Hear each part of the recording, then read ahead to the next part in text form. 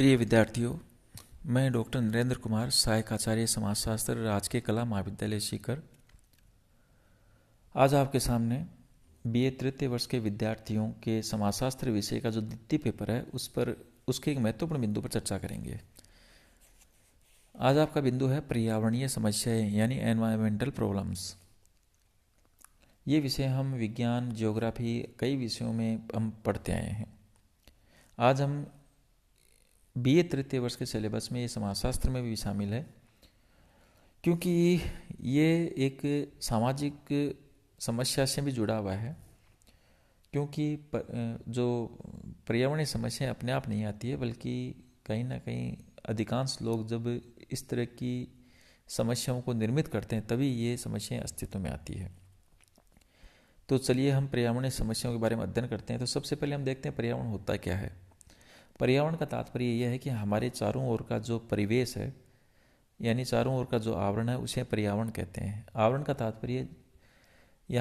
तात्पर्य यह है कि हम जिन वस्तुओं से चारों ओर घिरे रहते हैं वो आवरण है। जैसे पेड़ पौधे, पशु पक्षी, हवा यानी वायु, पानी, मृदा, मिट्टी, जितनी चीज़ें हैं जो हमें घेरे रहती हैं और जिनके बीच रहकर हम अपना जीवन यापन करते हैं, जो हमारे जीवन के लिए आवश्यक है और जिनके बिना हमारा जीवन चल नहीं सकता, वे सब चीज़ें पर्यावरण में शामिल है। तो उनको हम इस प्रकार, ऐसा जो आवरण है वो पर्यावरण कहलाता है। पर्यावरण के अंदर जितनी चीज़ें हैं, चाहे वायु है, मिट्टी है, आपका जल है, ये सब चीज़ें अपनी उनकी एक क्वालिटी होती है। वो जब ये गुणवत्तापूर्ण होते हैं तभी हमारे जीवन का आधार बनते हैं और जीवन जीने में मदद करते हैं। अगर इनकी गुणवत्ता अच्छी नहीं होती है तो ये हमारे जीवन के लिए खतरनाक होते हैं और हमारे जीवन के सामने चुनौतियां पेश करते हैं। तो इस प्रकार पर्यावरण के अंदर जितनी भी चीज़ें शामिल हैं, जितने घटक शामिल हैं, उन सब की एक क्वालिटी होनी आवश्यक है। लेकिन पिछले कुछ समय से ये क्वालिटी धीरे धीरे उतनी मेंटेन नहीं रह पा रही जितनी कि हमारे जीवन जीने के लिए आवश्यक है। अर्थात वायु, मिट्टी, जल और दूसरे घटकों की धीरे धीरे उनमें ऐसा परिवर्तन आ रहा है, ऐसा भौतिक, रासायनिक और जैविक गुणों में परिवर्तन आ रहा है कि उसके कारण वो हमारे उपयोग के लायक नहीं रह पाते हैं। तो ऐसे परिवर्तन को हम प्रदूषण कहते हैं। भूमि यानी मिट्टी की क्वालिटी में भी इस प्रकार का बदलाव आने लगा है कि मिट्टी हमारे काम की नहीं रह पा रही है। इसी तरह जल और वायु में भी देखने को मिलता है और दूसरे जो घटक उनमें भी देखने को मिल रहा है। तो सबसे पहले हम पर्यावरणीय समस्या के अंदर प्रदूषण के बारे में चर्चा करेंगे। जब हम प्रदूषण की चर्चा करते हैं तो हम प्रदूषण को कई भागों में बांटते हैं, जिनमें सबसे पहले जल प्रदूषण, वायु प्रदूषण, मृदा प्रदूषण, ध्वनि प्रदूषण, रेडियोधर्मी प्रदूषण इत्यादि कई प्रदूषणों की चर्चा करते हैं। तो प्रदूषण के बारे में तो हम समझ गए हैं कि प्रदूषण का तात्पर्य किसी भी वस्तु की क्वालिटी में इस प्रकार का परिवर्तन जिसके कारण उसकी प्रवृत्ति या नेचर यानी कि उसके भौतिक गुणों में, रासायनिक गुणों में बदलाव आ जाता है और इस बदलाव के कारण वह उपयोग के लायक नहीं रह पाता है। तो इसे हम कहते हैं प्रदूषण। तो सबसे पहले हम जल प्रदूषण की चर्चा करेंगे और जल प्रदूषण के कारणों की चर्चा करेंगे। जल प्रदूषण का तात्पर्य यह है कि जब जल की क्वालिटी या नेचर या उसके भौतिक गुणों, रासायनिक गुणों में जब कोई बदलाव आ जाता है और इस बदलाव के कारण जब जल मानवीय या जानवरों के या जीवों के उपयोग के लायक नहीं रह पाता है, तो इसे हम जल प्रदूषण कहते हैं। जल हमारे जीवन के लिए अत्यंत आवश्यक है। जल के बिना जीवन की कल्पना की नहीं जा सकती, क्योंकि हमारे सारे कार्य जल से ही होते हैं। हमारे शरीर के अंदर जितनी भी गतिविधियां होती है बिना जल के संपन्न नहीं हो पाती। अतः जल हमारे जीवन का आधार है और एक गुणवत्तापूर्ण जल उपलब्ध होना हमारे लिए आवश्यक है। परंतु जैसा कि मैंने बताया कि हमारी मानवीय गतिविधियों के कारण जल की गुणवत्ता धीरे धीरे खराब हो रही है, जो कि एक अत्यंत चिंता का विषय है, बड़ा चिंता का विषय है। तो हम अब पढ़ेंगे जल का प्रदूषण क्यों होता है और अर्थात जल के प्रदूषण के कारण क्या हैं। तो सबसे पहले मैंने यहाँ पर 4 पॉइंट दिए हैं। जल प्रदूषण का जो प्रमुख कारण है वो मानव के दैनिक कार्यों से जुड़ा हुआ है।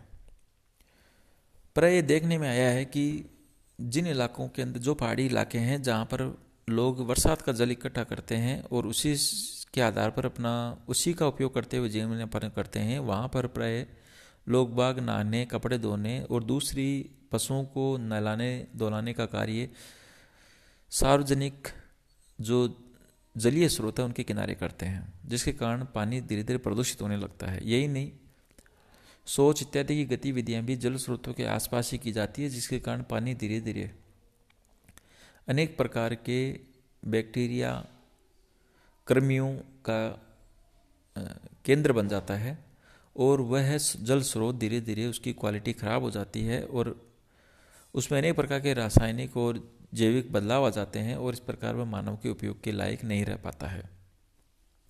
तो इस प्रकार मानव के दैनिक क्रियाकलाप बड़े जल स्रोतों को दूषित कर देते हैं और वह मानव के उपयोग के लायक नहीं रह पाने के कारण नहीं रह पाता है। दूसरी, अनेक बार ये देखा गया है बड़े नगरों और महानगरों के अंदर जो सीवरेज का पानी होता है, अर्थात जो बाथरूम और किचन और टॉयलेट से निकलने वाला जो पानी होता है, वो एक उसका निपटान एक बड़ी समस्या होती है। उसके निपटाने के लिए प्राय नगरीय निकाय ये बेहतर आसान सा तरीका ये ढूंढ लेते हैं कि पास से गुजरने वाली नदियों और झीलों में उस पानी को छोड़ने लगते हैं। इस प्रकार की जो गतिविधियां हैं, क्रियाकलाप हैं, वो जल स्रोतों को प्रदूषित कर देते हैं। नदियां जिन इलाकों से होकर गुजरती है उनमें जब ये सीवरेज का पानी छोड़ दिया जाता है तो वो जिन इलाकों से गुजरती है वे लोग जब इस पानी का उपयोग करते हैं तो पानी अनेक प्रकार की बीमारियां और स्वास्थ्य संबंधी समस्याओं को पैदा करते हैं। तो इस प्रकार सीवरेज का गंदा पानी एक जल प्रदूषण का बड़ा कारण है। तीसरी वजह, एक बड़ी जो वजह है वो ये भी है कि हमारे यहाँ जितनी भी औद्योगिक इकाई लगती है वे सब, उनमें जो भी पानी का उपयोग होता है वह जब बाहर निकलता है तो प्राय वे नदियों के अंदर उस पानी को छोड़ते हैं। बहुत सारा केमिकल उन उद्योगों में निकलता है, अब वो पानी में मिलता है, उसे भी वो प्राय पानी के साथ बिना किसी प्रकार का ट्रीटमेंट किए नदियों, नालों, झीलों इत्यादि में छोड़ते रहते हैं और इस प्रकार धीरे धीरे पानी का स्रोत बुरी तरह से प्रदूषित हो जाता है, बीमारियों का घर हो जाता है। तो औद्योगिक अपशिष्ट, प्राय देखा गया है कि औद्योगिक अपशिष्ट की समस्या एक बड़ी समस्या है और जितनी भी बड़ी नदियां हैं उनके साथ ये समस्या जुड़ी हुई है। बहुत सारे जो फैक्ट्री कारखाने हैं प्राय नदियों के किनारे स्थित होते हैं, उनमें भारी मात्रा में पानी चाहिए होता है। वे जो नदियां हैं, तालाब है, वहाँ से पानी लेते हैं और गंदा होने के बाद में उसे दूसरे जल स्रोतों में छोड़ देते हैं। तो इस प्रकार जो पानी की क्वालिटी है वो खराब हो जाती है। एक अन्य कारण जो है वो कीटनाशकों की वजह से भी पानी की क्वालिटी खराब होती है। पर यह देखा गया है कि लोग, किसान जो खेतों में भारी मात्रा में कीटनाशक और रसायन का प्रयोग करते हैं और जब बरसात होती है तो वह कीटनाशक और रसायन पानी के साथ घुल करके सार्वजनिक जल स्रोतों तक पहुंच जाता है। कई बार क्या होता है, जब भारी मात्रा में इन कीटनाशकों का प्रयोग होता है तो बरसात के जल के साथ ये ज़मीन के अंदर जाकर के अंडरग्राउंड वाटर को भी खराब कर देते हैं।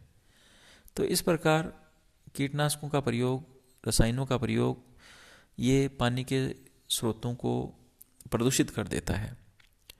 तो ये कुछ प्रमुख कारण थे। इसके अलावा अनेक प्रकार की जो मेडिसिन्स वगैरह होती हैं जिनका हम प्रयोग करते हैं या जो ख़राब हो जाती है, उनको भी जो फैक्ट्रियाँ वगैरह होती हैं वो खुले में जब फेंक देते हैं और बरसात के समय में वो पानी के अंदर गुलगुला करके सार्वजनिक स्रोतों तक या ज़मीन के अंदर तक, अंडरग्राउंड जो टेबल है, पानी का जो भंडार है वहाँ तक पहुँच जाते हैं और इस प्रकार पानी को गंदा कर देती हैं। तो ये सब ऐसे कारक हैं जो जल प्रदूषण को पैदा करते हैं। अब हम अगली स्लाइड में जो है जल प्रदूषण को रोकने के उपाय और जल प्रदूषण से होने वाली समस्याएं, स्वास्थ्य संबंधी समस्याएं और दूसरी समस्याओं के बारे में चर्चा करेंगे। तो अब इस टॉपिक पे क्या प्रश्न बनता है मैं ये बता देता हूँ। प्राय पर्यावरणीय समस्याएं जब भी परीक्षा में इस पर प्रश्न पूछा जाता है तो प्रदूषण के बारे में पूछा जाता है। विभिन्न प्रकार के जो प्रदूषण है, जल प्रदूषण है, वायु प्रदूषण है, मृदा प्रदूषण है, ध्वनि प्रदूषण है, रेडियोधर्मी विकिरण प्रदूषण है, इन सब पर एक कभी ऐसे छोटे बड़े प्रश्न पूछे जाते हैं। कई बार पर्यावरणीय समस्याओं पर निबंध या प्रदूषण पर निबंध भी लिखा जाता पूछा जाता है।